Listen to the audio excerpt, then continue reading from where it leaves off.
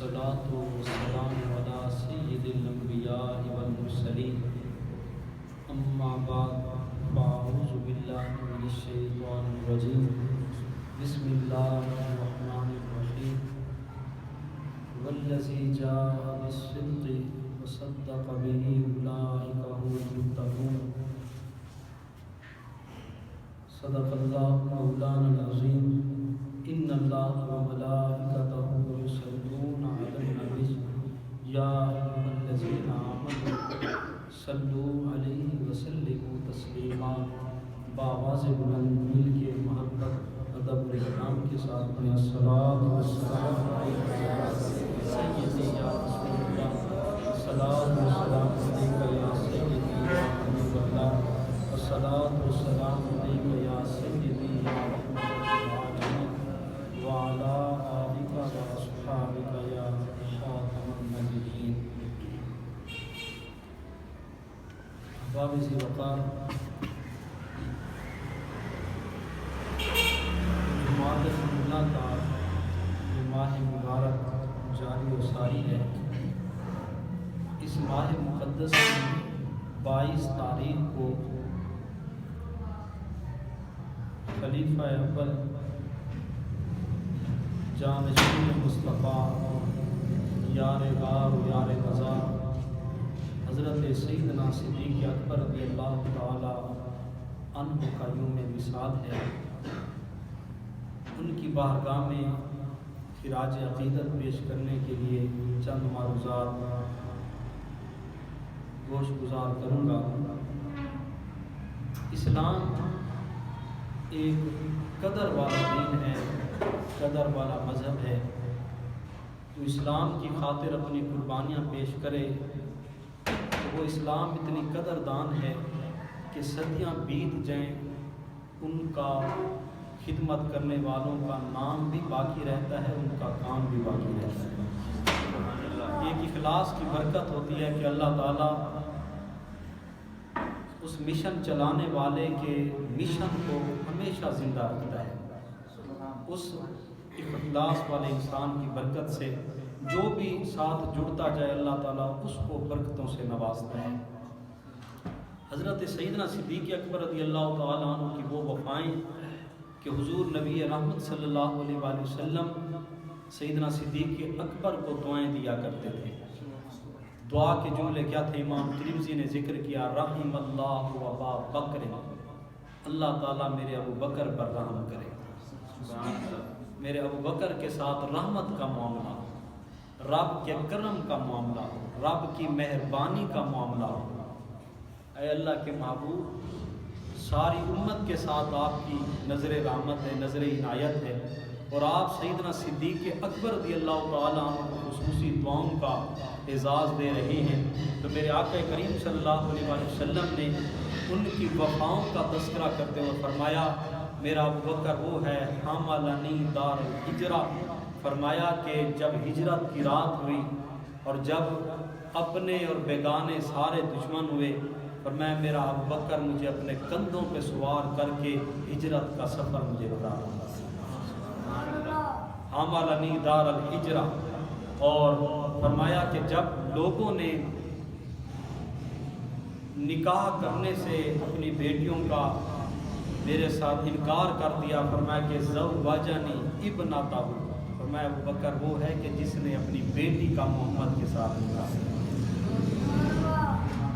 اور حضرت سیدنا صدیق اکبر رضی اللہ تعالی عنہ وَعَتَقَ بِلَالَ، سرکار نے ان کے احسان کو ذکر کیا. وَعَتَقَ بِلَالَ، فرمایا میرا ابو بکر صدیق وہ ہے کہ جس نے حضرت بلال رضی اللہ تعالیٰ عنہ کو آزاد کیا. یہ اسلام کی دینی خدمات تھی. مکے کے بہت بڑے تاجر تھے. آج تو ہمارے لیے وطن چھوڑنا اور گھر چھوڑنا بھی بڑا مسئلہ ہوتا ہے، لیکن قربان جاؤں کہ حضور کے نام کی خاطر، حضور کے دین کی خاطر وطن بھی چھوڑ رہے ہیں. اور مال و جائیداد، جب آپ نے کلمہ پڑھا تھا تو مکے کے بہت بڑے کپڑے کے آپ تاجر تھے، لیکن جب عرصہ گزرا حضور کے نام پہ سب کچھ لٹا دیا. سیدنا صدیق اکبر رضی اللہ تعالیٰ عنہ حتیٰ کہ ایک جنگ کا وہ بھی موقع آیا کہ آپ اپنے گھر کی دیواروں پہ ہاتھ پھیر رہے ہیں کوئی سوئی باقی نہ رہ جائے کہ ممکن ہے کسی مجاہد کو کپڑے سینے کے لیے اور پیوند لگانے کے لیے فرمایا کہ ان کو سوئی کی ضرورت ہو، وہ بھی اپنے گھر کی دیواروں پہ ہاتھ پھیر کے وہ بھی اسلام کے نام پہ قربان کر رہے ہیں۔ حضرت سیدنا صدیق اکبر کی وہ وفائیں، میرے آقا دعایا جملہ ارشاد فرمایا، اے ابوبکر کہ میں نے اپنی امت کے جتنی بھی میری امت کے افراد تھے میں نے سب کے احسانات کا دنیا میں پورا کر دیا، ان کو دے دیا ہے، لیکن اے ابوبکر تیرے محمد پہ اتنی احسان ہے کہ قیامت کے دن تیرے احسان میرا رب اتارے گا۔ یہ سیدنا صدیق اکبر رضی اللہ تعالیٰ عنہ کی وفائیں ہیں حضور کے ساتھ، اور وہ وفائیں آج اسلام ان کو باقی بھی رکھے ہوئے۔ اسلام ایک قدر والا مذہب ہے، قدر والا۔ یہ ان شخصیات کا نام، ان کا چرچا ہم اس لیے ذکر کرتے ہیں کہ ان کی اسلام کے ساتھ وفائیں ہیں۔ اگر آج ان کا اسلام کے ساتھ یہ احسان نہ ہوتا تو میرے تک اور آپ تک دین نہ پہنچ سکتا۔ یہ مجھے اور آپ کو جو کلمے کی نعمت نصیب ہوئی یہ انہی لوگوں کا احسان ہے۔ آخری خطبہ حجۃ الوداع کے موقع پر میرے آقا کریم صلی اللہ علیہ وسلم نے جب آخری حج کرایا اپنی امت کو سن 10 ہجری کے اندر 1,24,000 کم و بیش صحابہ کرام موجود تھے، مگر اس وقت مکہ اور مدینہ کے تمام مزارات کو ملایا جائے تو 10,000 پورے صحابہ نہیں بنتے۔ تو مجھے بتائیں 1,14,000 کم و بیش باقی صحابہ کہاں پہنچے؟ وہ میرے اور آپ تک دین کا پیغام پہنچانے کے لیے کوئی ہند میں جا کے سویا، کوئی سندھ میں جا کے سویا، اور کئی جو ہے وہ دریاؤں کی نظر ہوئے، اور کئی دریاؤں کے ساتھ جو ہے ان کے مزارات بن گئے۔ تو آج یہ ان کا احسان ہے ہم تک اسلام پہنچا۔ اور البدایہ والنہایہ کے اندر علامہ ابن کثیر نے بڑے پیارے جملے لکھے حضرت سیدنا صدیق اکبر رضی اللہ تعالیٰ عنہ کی خدمات کے حوالے سے۔ آپ فرماتے ہیں کہ نبی کریم صلی اللہ علیہ وآلہ وسلم ابتدائے آغاز اسلام کا مقدس دور چل رہا ہے، فرمایا کہ وَلَقَدْ رَأَيْتُ رسول اللہ صلی اللہ علیہ وآلہ وسلم، فرمایا کہ راوی کہتے کہ میں نے حضور نبی رحمت صلی اللہ علیہ وآلہ وسلم کو دیکھا۔ بعض روایات کے مطابق اس کے راوی حضرت مولا کائنات علی اور مرتضیٰ شیر خدا ہیں۔ فرماتے ہیں وَلَقَدْ رَأَيْتُ رسول اللہ صلی اللہ علیہ وآلہ وسلم، میں نے حضور نبی رحمت صلی اللہ علیہ وآلہ وسلم کو دیکھا۔ کیا معاملہ تھا؟ اخذت قریش، کہ قریش مکہ نے سرکار کو گھیر رکھا تھا۔ فہذا یحاددہ ویدلدلہ، کوئی سرکار کو گھوسے مار رہا تھا، کوئی مکھے مار رہا تھا، اور یہ کیفیت تھی کہ لوگوں نے سرکار کو گھیر رکھا تھا۔ اور کیا کہتے تھے؟ انت جعلت الآلہۃ الہ واحدہ، کیا تو نے کئی خداؤں کو ایک معبود بنا دیا؟ ہم تو 360 خداؤں کے مدعی ہیں اور تو کہتا ہے ایک خدا ہے۔ فرماتے حضور علیہ الصلوۃ والسلام کو اس قصور پر لوگوں نے گھیر رکھا تھا۔ وَأَنْتَ جَعَلْتَ الْآلِهَةَ إِلَٰهًا وَاحِدًا، کیا تو کہتا ہے ایک ہی الہ ہے؟ باقی سب کی نفی کرتا ہے، نہ لات خدا ہے، نہ منات خدا ہے، نہ عزا خدا ہے، نہ حبل خدا ہے، نہ یعوق خدا ہے، نہ نصر خدا ہے، سب خداؤں کی تو نفی کرتا ہے۔ فرماتے اس قصور پر سرکار کو گھیرا ہوا تھا اور مار رہے تھے۔ اور آج بھی وہی آزمائشوں کا دور ہے، آج وہی آزمائشوں کا۔ کیا آپ سمجھتے ہیں کہ دین پہ اس دور میں چلنا اتنی آسان ہو گیا، اتنی سستا ہے؟ کوئی آدمی داڑھی رکھ کے دیکھے، لوگ مولوی کے تانے سے اس کو کم جملہ نہیں بولتے۔ ایک دن ہم سفر کر رہے تھے ملتان، میرے ساتھ وکیل بیٹھے تھے قرآن سیٹ پہ، تو سنت انہوں نے رکھی ہوئی تھی، وہ صحبت کی وجہ سے سنت رکھ دی۔ اچھا، تو روک لیا راستے میں نا پولیس والے نے، مولوی صاحب اپنا شناختی کارڈ دکھاؤ۔ اس نے دیکھا گھور کے، پھر انہوں نے اپنا کارڈ دکھایا جو وکالت کا تھا، پھر سر مجھے معاف کرنا، سر معاف۔ کیا یہی قصور ہے کہ انہوں نے حضور کی سنت کو اپنایا اور معاشرہ کس انداز سے ان کے ساتھ چلتا ہے؟ اور اس چیز کی میں کہتا ہوں کہ قیمت قیامت کے دن پڑے گی۔ اس یار کی خاطر انسان تانے برداشت کرتا ہے نا، اس رب کریم کی محبت میں یہ تانے برداشت کرتا ہے نا، تو یہ اس کی قدر قیامت کے دن پتہ چلے گی۔ اس کی قدر آج بھی اگر دین کا طالب علم سفر کرے، ہم بھی مسافر رہے ہیں، ہمیں بھی پتہ ہے، ہم نے بھی دین کے لیے پڑھا اور دین کے لیے سفر کیا اور لوگ جو ہیں ٹکے کاتے ہیں ملا یہاں ہو مولوی یہاں ہو، مولوی ہٹ جا، اس سے علیحدہ کوئی جملہ ہی نہیں بولتے۔ اور میں اس جملے پہ تسلی اس لیے اور دل کو تسلی دیتا ہوں اس جملے پر یار کہ جب یہ جملے ہمارے کانوں میں پڑتے ہیں اور ہمیں اذیت پہنچتی ہے، لیکن پھر فوری توجہ اور ذہن جاتا ہے کہ یا اللہ یہ سارے جملے اور تانے ہم سن رہے ہیں تیرے محبوب کی محبت میں، اور ان کی قیمت بڑی ڈلنی ہے قیامت کے، قیمت بڑی لگنی ہے اس کی، ان جملوں کی قیمت ہوگی، ان کا بھی مول لگے گا قیامت کے دن کہ یار کے نام پہ اس نے کیا کیا جملے برداشت کیے۔ اور فرمایا کہ انت جعلت الآلہۃ الہ واحدہ، کیا تو نے کئی معبودوں کی نفی کر کے ایک معبود کی بات کرتا ہے؟ یہ فرمایا کہ یہ جملے کہہ رہے تھے حضور علیہ الصلوۃ والسلام کے ساتھ، فرماتے ہیں کہ اسی عالم کے اندر میں نے دیکھا حضرت سیدنا صدیق اکبر رضی اللہ تعالیٰ عنہ اس وقت مکے کے تاجر تھے، ایک آپ کا معیار تھا، ایک مقام تھا، لوگ آپ کے احسانات کے ممنون تھے، آپ کے احسانات کو مانتے تھے۔ آپ نے جب یہ کیفیت دیکھی کہ لوگوں نے گھیر رکھا ہے سرکار کو، آپ نے دھکے دیے ان کو ہٹایا اور ایک جملہ فرمایا ویلکم، افسوس ہے لوگوں کو، تم پہ دکھ ہے مجھے اس بات پہ، اتقتلون رجلا ان یقول ربی اللہ، کیا تم اس مرد کو اس لیے مار رہے ہو، اس کا یہی قصور ہے یہ کہتا ہے کہ میرا رب اللہ ہے، اس نظریے پہ اس کو مار رہے ہو، اس نظریے کے ساتھ اختلاف کی بنیاد پر تم یہ ظلم و ستم کر رہے ہو، ان کا فقط یہی قصور ہے، یہ کہتا ہے کہ ان یقول ربی اللہ، کہ رب کو ماننا یہی ان کا قصور ہے، دین کی طرف بلانا یہی ان کا قصور ہے، اس لیے تم ظلم و تشدد کر رہے ہو۔ فرمایا کہ سیدنا صدیق اکبر رضی اللہ تعالی عنہ نے جب مولا کائنات رضی اللہ تعالی عنہ جب یہ کیفیت بیان کی سیدنا صدیق اکبر کی، راوی کہتے ہیں فبکا علی، حضرت علی کے آنسو برس پڑے، آپ زاروں قطار ہوئے، حتی اختر لحیتہ، آپ کی داڑھی مبارک تر ہو گئی، آنسو سے بھر گئی، اتنی آپ زاروں قطار ہوئے۔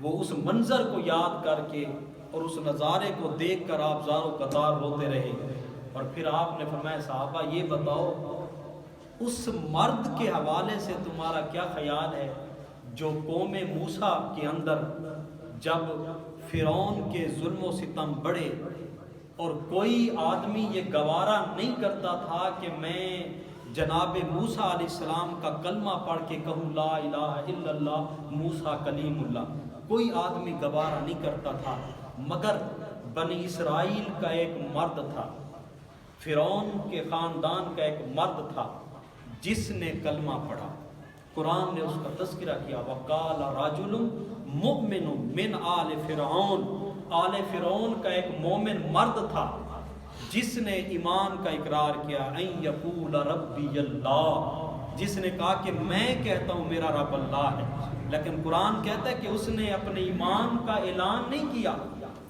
ایمان کو پوشیدہ رکھا، ان یکتم ایمانہ، قرآن کہتے ہیں اپنے ایمان کو چھپا کے رکھا، کیوں کہ ایمان کو زہر کرتا تو لوگوں کا ظلم اور تشدد بڑھتا۔ وہ کہتے ہیں نا ہم دل کے مومن ہیں، دل کے مسلمان ہیں، دین جو ہے وہ داڑھی میں تو نہیں رکھا، دین جو ہے وہ زہری طور پر تو نہیں رکھا۔ وہ کیوں کہتے ہیں کہ اس لیے کہ ان مصائب کو برداشت کرنا کوئی سکھا کام نہیں ہے، اوکھا کام ہے۔ وہ کہتے پھر ہم دل کے مومن ہیں، تو قرآن کہتا وہ کہتا تھا میں دل کا مومن ہوں، یکتم ایمانہ، اپنے ایمان کو چھپا کے وہ کہتا تھا میں مومن ہوں۔ حضرت مولا کائنات نے جب اس آدمی کا، اس مرد مومن کا ذکر کیا، اس کے بعد فوری طور پہ آپ نے کہا صحابہ تم سیدنا صدیق اکبر کے حوالے سے کیا کہتے ہو؟ بنی اسرائیل کا ایک وہ مرد ہے جو اپنے ایمان کو چھپا رہا تھا، لیکن قرآن نے اس کی بھی شان بیان کی، اس کی بھی عظمت بیان کی کہ لوگ جب موسیٰ علیہ السلام کے ساتھ کھڑا ہونا بھی ایک بہت بڑی آزمائش سمجھتے تھے، جو کچھ ہوا یہ اس نے چلو ایمان تو قبول کر لیا، اگرچہ چھپا کے ساتھ تو لگا رہا، جڑ تو گیا، نسبت میں تو آ گیا، نسبت تو اس نے قائم کر لی، اس کو یہ تو اعزاز مل گیا۔ آپ نے فرمایا کہ این یکتم ایمانہ، اپنے ایمان کو چھپا رہا تھا۔ اے جماعت صحابہ تمہاری کیا رائے ہے اس رجل مؤمن، اس مرد مومن کے بارے میں؟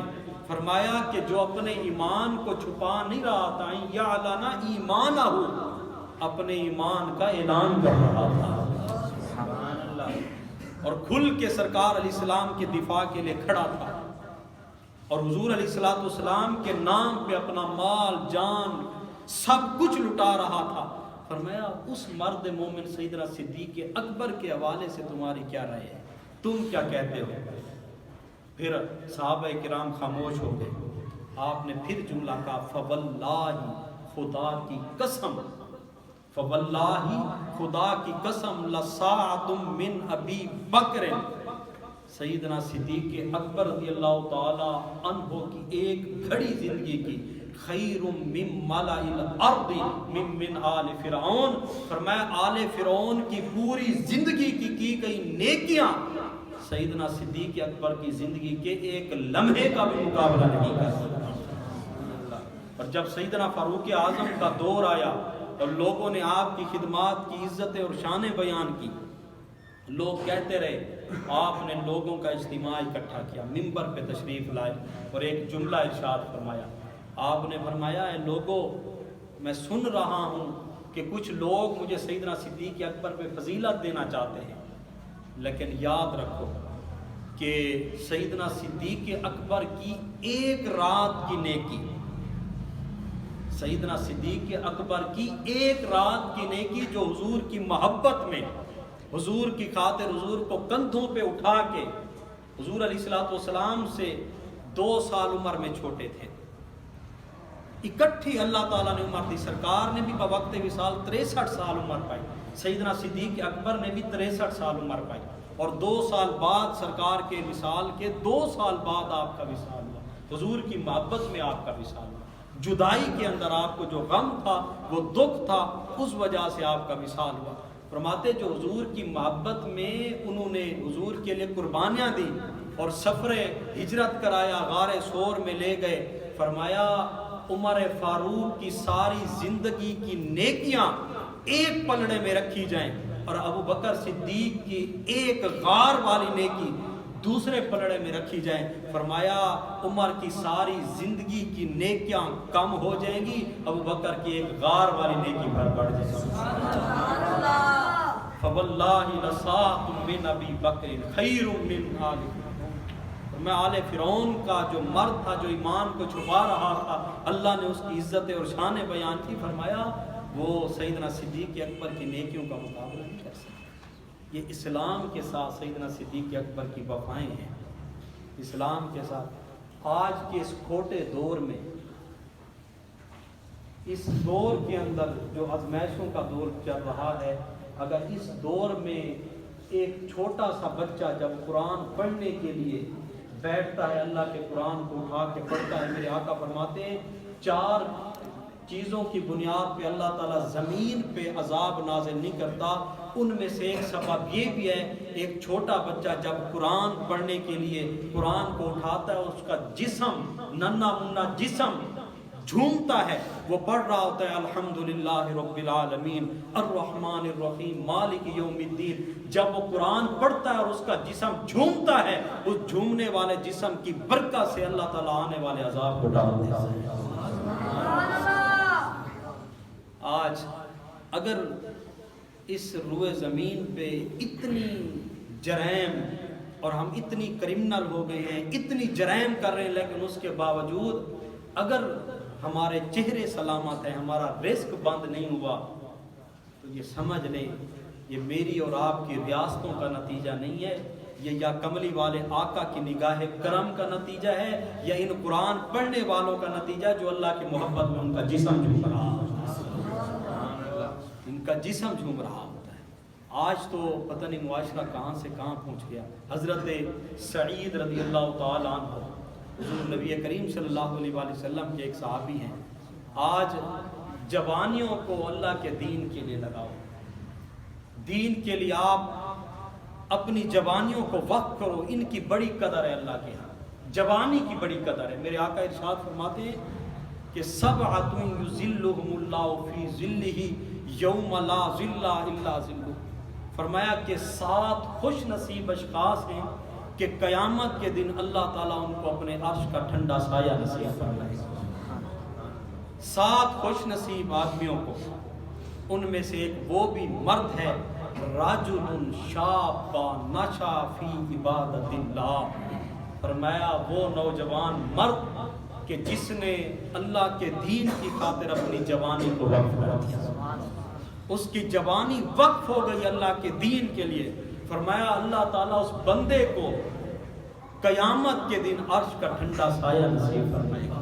ایک قیمتی وقت اس نے اللہ کے دین کے لیے وقف کیا، اپنا قیمتی سرمایہ دین کے لیے وقف کر دیا، فرمایا اللہ بڑا قدردان ہے، اللہ بڑا قدردان ہے، فرمایا اس کی جوانی کی قدر ہوگی اور قیامت کے دن اللہ تعالیٰ اس کو اپنے عرش کا ٹھنڈا سایہ نصیب فرمائے گا۔ اے جوان، چوکوں میں بیٹھنے کا نام جوانی نہیں ہے، اور کپڑے پہن کر اور لوگوں کو اپنی طرح متوجہ کرنے کا نام جوانی نہیں ہے، اور گاڑیوں پہ بیٹھ کے اور شور مچا کے لوگوں کو پریشان کرنے کا نام جوانی نہیں ہے۔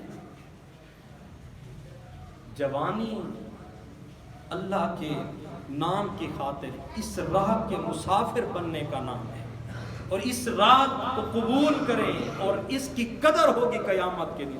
کائنات کے اندر میرے رب سے بڑا قدردان کوئی نہیں ہے، بڑا قدردان ہے، بڑا قدردان ہے۔ آپ کوئی وقت اس کے نام پہ صرف کر کے تو دیکھیں، اس کی محبت کے اندر کچھ لمحات دے کے تو دیکھیں، پھر دیکھیں وہ کتنی قدر کرتے ہیں ان لمحات کی۔